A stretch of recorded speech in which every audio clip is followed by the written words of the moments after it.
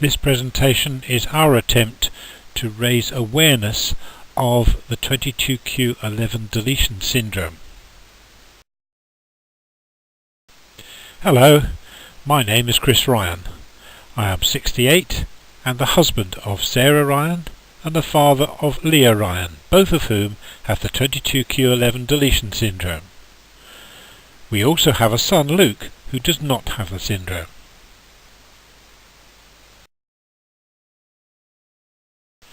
Our daughter Leah was born with a small VSD hole in her heart at birth, which healed itself just after she turned 3 years of age. As a baby, she had feeding problems.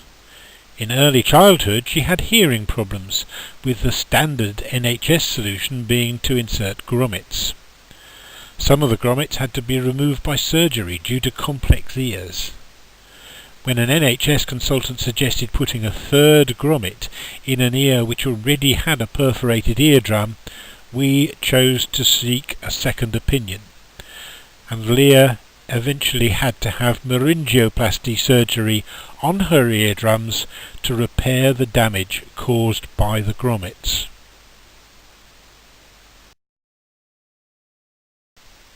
Throughout nursery and primary school, Leah's hearing problems became more obvious, together with her learning difficulties.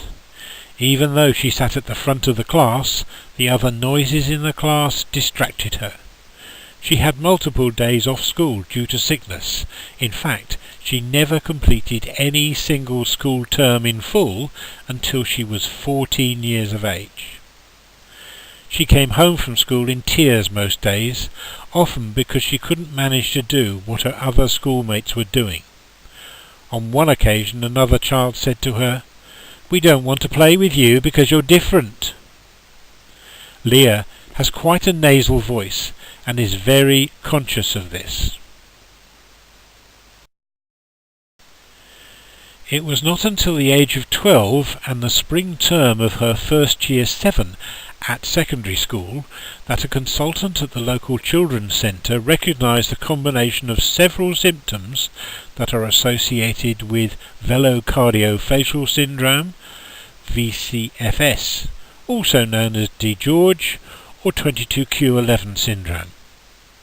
The consultant referred Leah for a fish test, and when that came back positive, the rest of the family were tested. Neither my son nor I have 22q. Sarah was told that she had 22q in her birthday month of May. Some present that was. This presentation is our family attempt to raise awareness of the 22q syndrome, primarily because it took 12 years of ill health, multiple local doctors and hospital consultants before any medical professional recognised the combination of symptoms in our daughter. We know, as a family, how much effort we have had to make and will continue to need to persuade teachers and other professionals to read up about 22q so that they can understand and make adjustments to their teaching methods to cope with these disadvantaged children.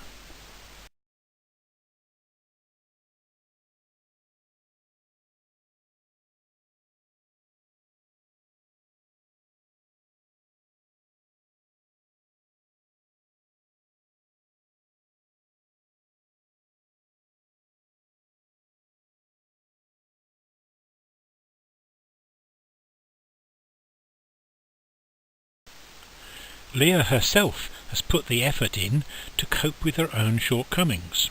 In particular, she made and delivered her own PowerPoint presentation about her 22q condition, and even though she is still different, her schoolmates awarded her an end-of-term achievement medal for her courage in standing up in front of her school and telling everybody about her condition. In her final year at school, she won the Head Teacher's Award, given for services to the school. This award is not given for sporting or academic successes. Her head teacher said, and I quote, "Leah is a credit to all of us because she brightens up our days."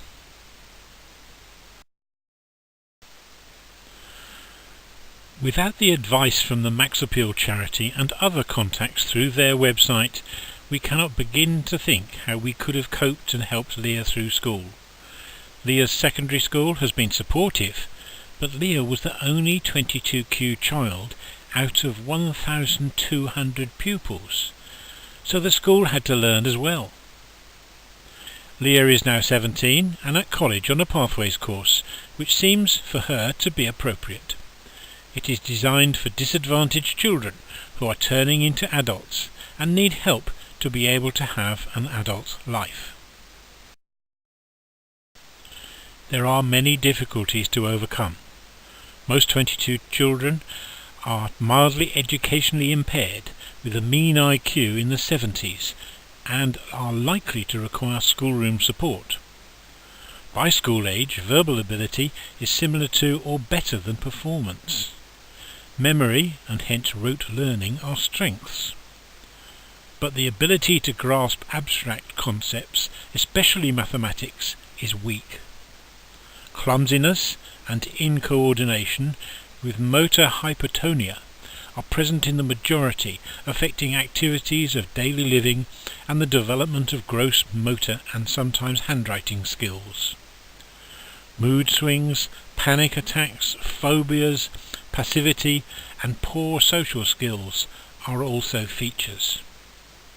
Many young adults experience social isolation and employment difficulties and continue to be liable to the emergence of the 22q11 deletion syndrome related conditions. Today, this presentation is our attempt to make you think about 22q. Please understand, 22q people do not want to be different. We want Leah and her condition to be understood. Leah is already one of the subjects of a special study being undertaken by Cardiff University. We want that study to report on the long-term effects of 22q on adults. But, more importantly, all people affected by 22q need our help to be able to cope with the future on their own. Tomorrow it is your turn to spread the word about 22q and help people understand. Tomorrow it will be time for society and government to realise that sometimes it is just too difficult to seek gainful employment when you have a syndrome such as 22q, or even when you're bringing up a child that needs your help because they cannot help themselves.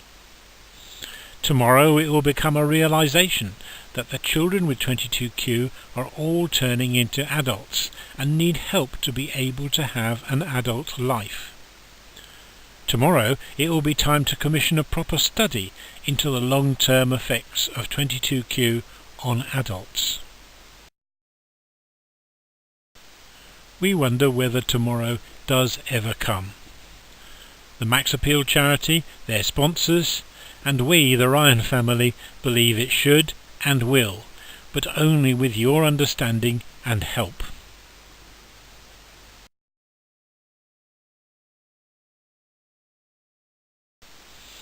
How can you help us? Look up the Max Appeal website. See Leah on the International 22q website. Text Adam to 70660 to donate £5 to support the Max Appeal charity.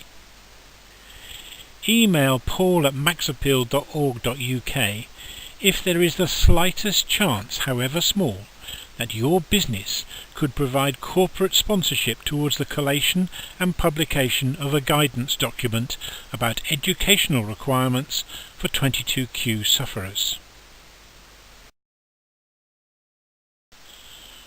And finally, look out for the Max Appeal train on the line between King's Cross and Peterborough.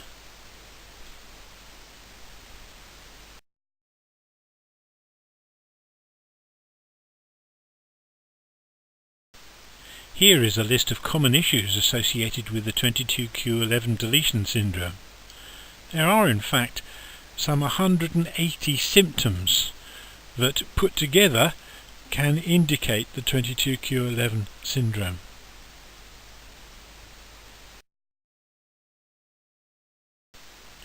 Thank you for watching and listening. We hope you'll be able to share this amongst your friends.